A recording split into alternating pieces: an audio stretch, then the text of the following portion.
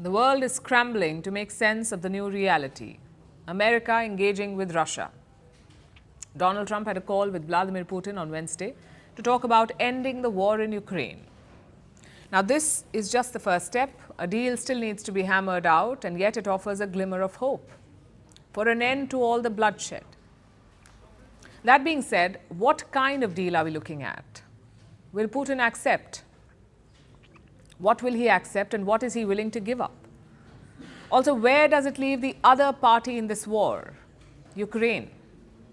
We ask because Trump called Putin directly. Only after that did he inform Ukraine's President Volodymyr Zelensky. It left Zelensky blindsided, but he seems to have processed the information now, and this is what he said. It's important that everything does not go according to Putin's plan, in which he wants to do everything to make his negotiations bilateral between him and the United States of America. We, as a sovereign country, simply will not be able to accept any agreements without us. Zelensky said he won't accept a deal in which Ukraine has no say. It is, after all, a sovereign nation, so it won't just take whatever it is given. Look at the American response to that. Will Ukraine have a seat at that table for those negotiations? Of course they would. I mean, they're part of it. We would have Ukraine, we'd have Russia, and we'll have other people involved too. And this is what Russia had to say. One way or another, Ukraine, of course, will participate in the negotiations. Of course, there will be the bilateral Russian-American track of this dialogue, too, and the track that will be related to Ukraine's involvement. During the call, Riyadh was mentioned as possible location for the meeting of two presidents. After the call, President Trump said that he sympathizes with the Saudi leadership as the partner state. It is also a common knowledge that Putin has very good relations with the Crown Prince. Moscow says Ukraine will be involved in one way or another, but the priority is bilateral discussions with the US, because for Russia, Ukraine hardly matters in the grand scheme of things.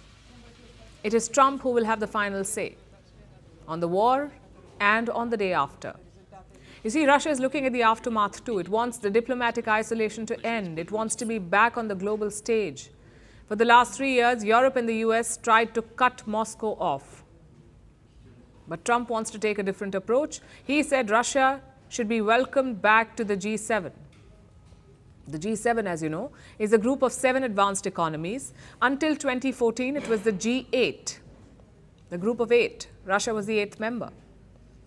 But it was expelled 9 years back because it had invaded Ukraine and taken over the Crimean Peninsula. This happened in 2014, and since then the G8 has been the G7. But now Trump wants Russia back in the club.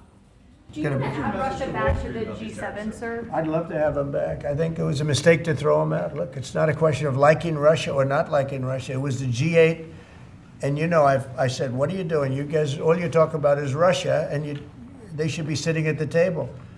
I think Putin would love to be back. Clearly, Trump wants to normalize relations with Moscow, and Putin would like it too, although Russia says it is not interested in the G7, but it's hard to imagine they would refuse to rejoin if asked.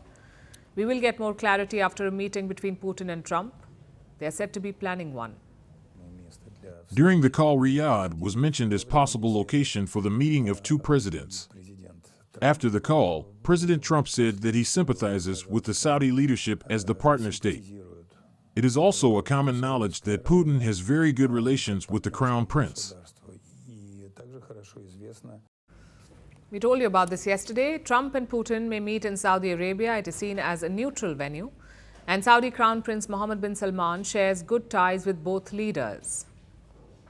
But now Saudi Arabia might have competition because China wants to join the party. China wants to play peacemaker and host Trump and Putin. But look at the equations here. For Russia, China is a no-limits partner. For the US, China is a trade and tech adversary, so obviously the Americans won't agree to China as the meeting venue. The White House has said that the offer from Beijing is quote-unquote not viable at all. Good point. We'll tell you what else is not viable. Excluding Ukraine from the peace talks and excluding Europe.